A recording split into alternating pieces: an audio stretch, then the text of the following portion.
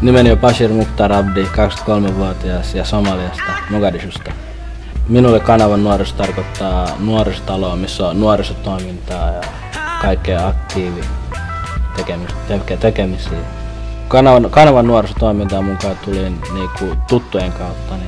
Itse pelasin jalkapalloa ja sit aina mitä mä tiesin kanavasta oli silloin se jalkapalloseura, mikä kanavalla on.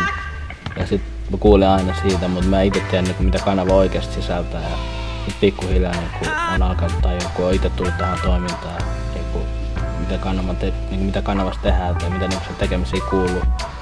Kanavan katutyö tarkoittaa sitä, että kanavan työntekijät menee keskustaan ja sitten menee ylipäätänsä paikkaan, missä on nuoriso ja yrittää puhua heille järkeä ja yrittää saada heidät kadulta pois ja vähän saada enemmän hyvää suuntaan. Ja kavereiden kesken esim.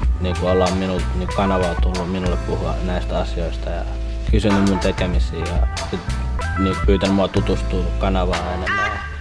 Ja siitä asti se on ollut aika läheinen ja kaikki on ollut tosi läheistä.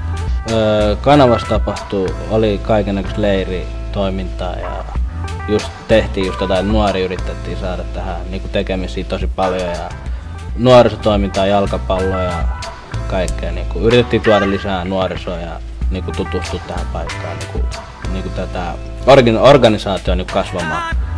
Joo, olen itse asiassa löytänyt. Olen löytänyt kavereita, että yli puolet on. Mä oon tutustunut kanavan kautta, että esimerkiksi jalkapalloseura, missä on tosi paljon ihmisiä ja se mennään yleensä matkalla ja tulee tosi läheiseksi. Ja leirit on semmosia, missä tulee tosi tiiviiksi, porukka tutustuu. Totta kai joo.